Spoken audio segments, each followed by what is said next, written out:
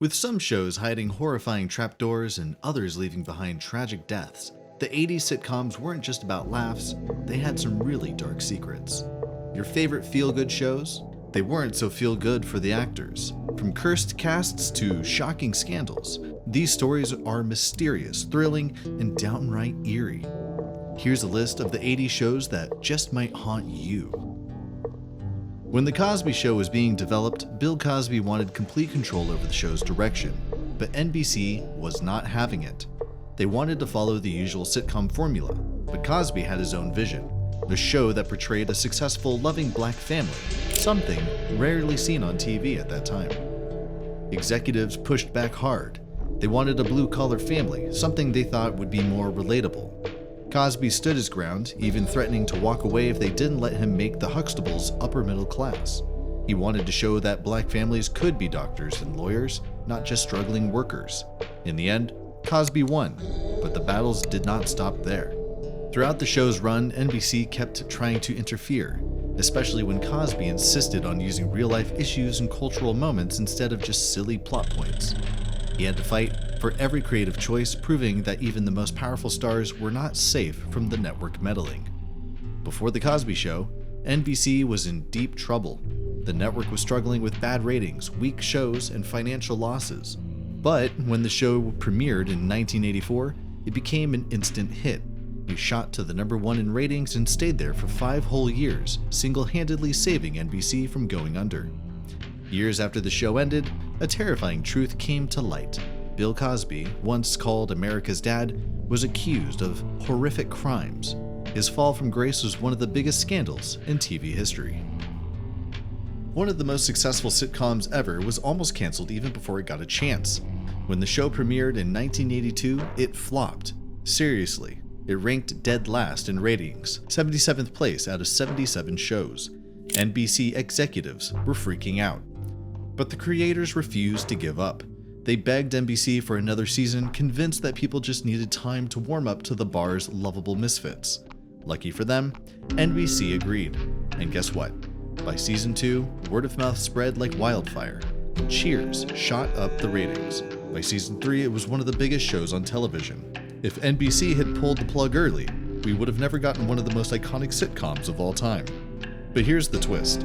Nicholas Colasanto, who played Coach, had a painting of Geronimo hanging in his dressing room. It was his good luck charm, and he loved it. But just hours before he died in 1985, the portrait mysteriously fell off the wall. No one touched it. It just fell. After Colasanto's death, the Cheers cast and crew decided to honor him in the strangest way by hanging the portrait on the Cheers set, right behind the bar. So every time you rewatch the show, that painting is there, a silent tribute to a beloved actor who left too soon. Believe it or not, Michael J. Fox almost didn't get the role of Alex P. Keaton. The show's creator, Gary David Goldberg, originally wanted Matthew Broderick for the part. Broderick, already a rising star, turned it down because he didn't want to commit to a long-term TV role. Even after Broderick passed, NBC still didn't want Fox. Executives thought he was too short and not really a leading man material. Goldberg had to fight tooth and nail to get the Fox cast. The network finally gave in, and Fox took the role. But even after getting the job, NBC president Brandon Tartikoff told Goldberg this kid will never be on a lunchbox. Fast forward a few years, and guess what? Michael J. Fox was on lunchboxes, posters, and movie screens worldwide. Oh, and he also won 3 Emmy Awards for playing Alex. But here's the twist. Brian Bonsall, who played Andy Keaton, seemed to have a bright future after Family Ties. But his life took a strange turn. He quit acting and got involved in criminal activity and was arrested multiple times. One of the lesser-known cast members, Mark Price, once joked about a Family Ties curse. Years later, several actors associated with the show had troubled lives, mysterious disappearances, or tragic ends. Was it just bad luck, or was there something weird going on behind the scenes? What do you think? Can you imagine Full House without Mary-Kate and Ashley Olsen? Well, that almost happened. The twins were just 9 months old when they were cast as Michelle Tanner. But after filming the first season, the producers weren't happy with their performance. They thought the babies were too fussy and weren't giving the reactions they wanted on camera. They even started looking for new twins to replace them. But at the last minute, someone convinced the showrunners to give the Olsen twins another chance. As they grew older, they became more comfortable on set, and, well, the rest is history. The Olsens went on to become the biggest child stars of the 90s. Behind the scenes, Full House wasn't as squeaky clean as it looked. Bob Saget and Dave Coulier were infamous for pulling wild pranks on set. They constantly hid inappropriate pictures inside the Tanner family fridge, made off-color jokes, and even played practical jokes on the child actors. One of the scariest moments in Full House history happened off-screen. Jodie Sweetin was almost kidnapped from the set. A disturbed fan managed to sneak into the studio lot looking for Sweetin. They pretended to be a family friend and tried to convince security that they were there to pick her up. Thankfully, a crew member noticed something was off and called for help before the situation escalated. If security hadn't caught on in time, Sweetin could have been taken, and the show would have had a very different ending. Kirk Cameron, who played Mike Seaver, started Growing Pains as a typical Hollywood teen actor, fun-loving, charming, and always up for a laugh. But midway through the series, he underwent a massive religious transformation and became a born-again Christian. Suddenly, Cameron started objecting to the show's scripts, refusing to do any scenes he thought were immoral. He even got a co-star fired because she had previously posed for Playboy. Cameron insisted that the show remove anything too edgy, which led to more family-friendly but sometimes awkward storylines. His newfound beliefs often caused serious tension between them and the cast, and by the final seasons, the co-stars barely spoke to him. Many years later, Cameron admitted he had been a little extreme, but by then the damage was done, and his friendships with the cast never fully recovered. Before Titanic made him a global superstar, Leonardo DiCaprio was just another struggling young actor. In the final season of Growing Pains, the producers decided to bring in a fresh face to boost ratings. That's when they cast 16-year-old DiCaprio as Luke Brower, a homeless teen taken in by the Seaver family. And one of the darkest stories connected to Growing Pains is the mysterious disappearance and tragic death of Andrew Koenig, who played Mike's goofy best friend, Boner Stabone. In 2010, Koenig vanished without a trace in Vancouver, Canada. His family and friends launched a desperate search, and after weeks of silence, they found his lifeless body in a park. The cause? He took his own life. What's even stranger is that even before he disappeared, Koenig had been acting strangely, giving away his possessions and cutting off contact with people. His family later revealed that he had been struggling with depression, but no one knew how bad it was. On screen, the Golden Girls gave us the ultimate friendship goals, but behind the scenes, Bea Arthur and Betty White did not get along. Bea couldn't stand Betty's bubbly personality and thought she was too cheerful and phony. Betty, on the other hand, found Bea to be too serious and cold. Their tension was so bad that Bea refused to speak to Betty offset and would often leave the room whenever she walked in. One of the biggest moments of their feud, when Betty White won an Emmy before Bea did. Bea was so furious that she didn't speak to Betty for weeks. Even after the show ended, their relationship never fully recovered. During the show's run, the cast and crew were convinced that Stage 7 at Hollywood Sunset Gower Studios was haunted. Lights would turn off and on by themselves, props would move overnight, and some crew members even reported hearing whispers when no one was around. One of the creepiest incidents? A random bouquet of flowers appeared on set after Estelle Getty lost a close friend. No one knew where they came from, and security footage showed no one entering the studio overnight. Coincidence? Or was someone or something watching over them? Ricky Schroeder was just 12 years old when Silver Spoons made him a superstar. But behind the scenes, he struggled with the pressure of being a child star. His parents controlled his career and finances, and he rarely just got to be a normal kid. On set, he was expected to be perfect all the time, and any mistakes led to long retakes and frustration from the crew. He later admitted that while everyone thought he was living the dream, he felt trapped and exhausted. By the time Silver Spoons ended, Ricky was desperate to shed his cute kid image and be turned to more serious acting roles. But Hollywood didn't see him as anything other than the blonde-haired rich kid from TV. He spent years trying to break free from that stereotype. Erin Gray, who played Kate, had a terrifying experience during the show's run. A mysterious stalker began sending her disturbing letters, showing up at events, and even following her home. Security was tightened on set, and Gray took self-defense classes just in case. But then, one day, the stalker vanished. No arrests, no explanations, he just stopped. To this day, no one knows what happened to him. Did he move on, or did something else happen to him? Scary stuff. When The Facts of Life first premiered, the characters of Tootie and Natalie weren't even supposed to be the main focus. In fact, Tootie's character was originally played by a different actress. The role of Tootie was initially intended for a girl named Julie Pekarsky, but she was replaced after the first season. The reason for the recast? The show's producers felt that Tootie didn't have the right chemistry with the rest of the cast. Meanwhile, Natalie wasn't the original character either. She was cast to replace another girl who didn't fit the tone of the show. The producers eventually decided to focus on Tootie, Natalie, and the other girls instead of Miss Garrett, making the show more of an ensemble piece. This recasting changed the dynamic of the show forever and led to the creation of one of the most famous Gossip Girl squads on TV. And did you know that Blair Warner's character was based on a real-life socialite? Blair, portrayed as Lisa Whelchel, was originally modeled after a rich, snobby girl who attended a boarding school in real life. The producers wanted Blair to be the epitome of wealth and privilege, and her prim and proper attitude being a contrast to the other girls' more down-to-earth personalities. But in an unexpected twist, Lisa Whelchel turned Blair into something much more relatable. She became the blonde beauty with a heart of gold, showing off a surprising vulnerable side as the show progressed. While filming on set, rumors spread that The Facts of Life was haunted. One story goes that a ghostly presence was felt in the kitchen set where many of the emotional scenes were filmed. Crew members would claim to hear weird noises and see lights flicker while filming late at night. One particular incident, during a haunted scene for Halloween, the crew was spooked by a sudden cold breeze that they could not explain, despite there being no air conditioning. Ed O'Neill's role as Al Bundy in Married with Children made him a household name, but it wasn't always easy. Early on, O'Neill struggled with the crude and offensive nature of his character.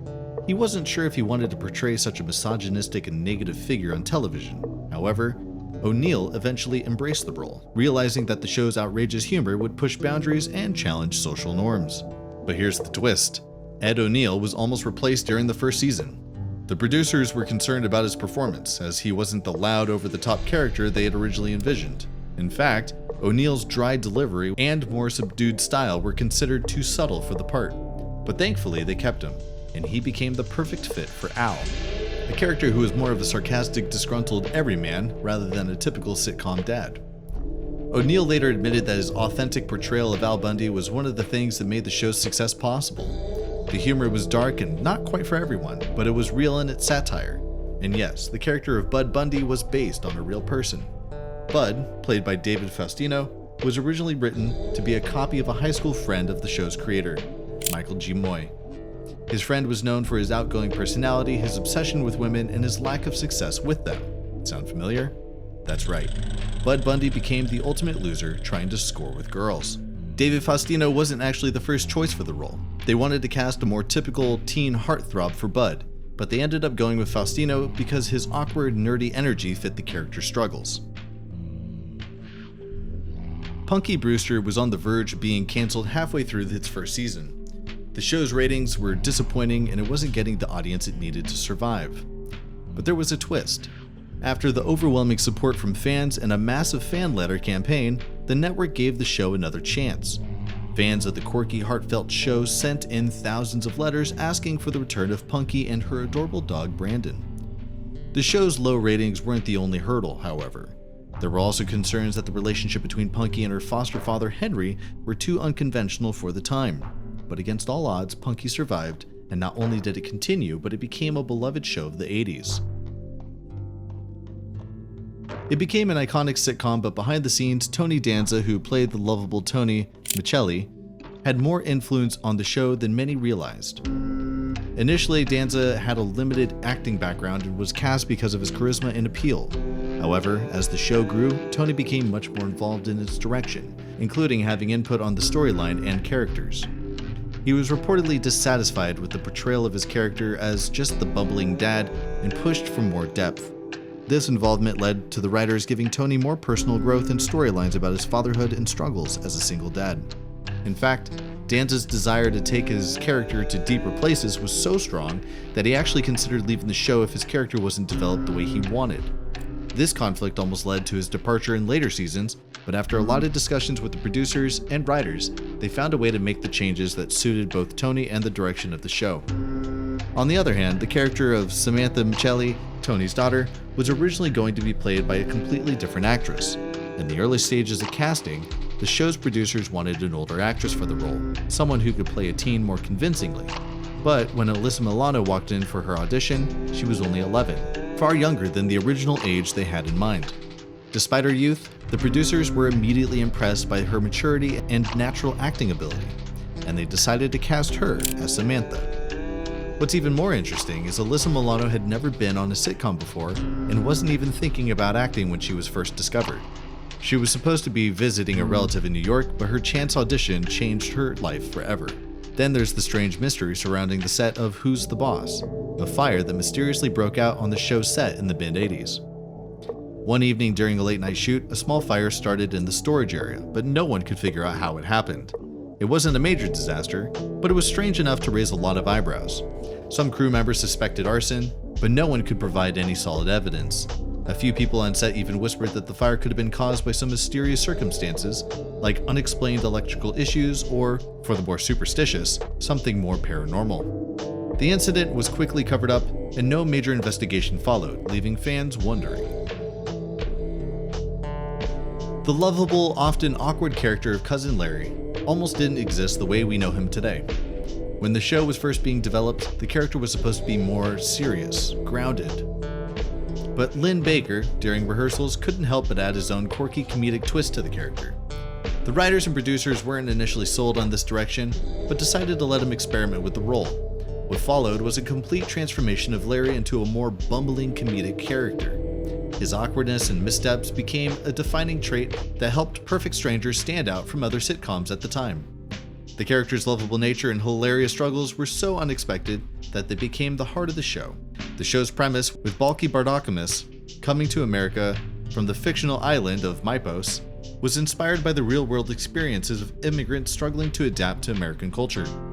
The concept was drawn from the idea of cultural misunderstandings and that people from vastly different backgrounds face when moving to a new country. Interestingly, Pinchett's own family background played a role in this casting. Their family is of Eastern European descent, which helped him connect deeply with the characters of Balky. The show combined humor with moments of cultural reflection, making it not only funny but also a subtle commentary on the immigration experience in America. The casting of Diff'rent Strokes was nearly a disaster before it even began. The role of Arnold Jackson was initially supposed to be played by a different actor before Gary Coleman was discovered. Coleman, who was just 10 years old at the time, was brought in for a last-minute replacement for the role after a series of other actors failed to make the cut. What many people don't know is that Gary Coleman was cast primarily due to his outspoken nature and unique comedic timing, which made him stand out. His small stature and his big personality became his defining characteristics, which helped him win over fans and make Arnold one of the most iconic TV characters of the 80s. However, the sudden casting switch left many of the show's creators nervous, as they weren't sure how audiences would respond to a new lead actor mid-production. Perhaps one of the most terrifying aspects of Diff'rent Strokes isn't the jokes or the laughs, but the tragic fate of its cast. It's a story that seems almost like a curse, as 3 of the show's main stars face personal and public battles that overshadowed their time in the spotlight. Gary Coleman struggled with financial problems, legal battles, and health issues in his later years, eventually passing away in 2010. Dana Plato, who played Kimberly, fell into drug addiction and died from a drug overdose at just 34 years old. Todd Bridges, despite his later success in overcoming addiction, spent years battling legal troubles and fighting off personal demons. The show, which brought joy to millions, became almost synonymous with the struggles and tragic fates of its actors. But what do you think? Which part of your childhood was ruined by this list? Let us know in the comments section below, and make sure to check out our other scandalous secrets from your favorite shows. Thank you for watching.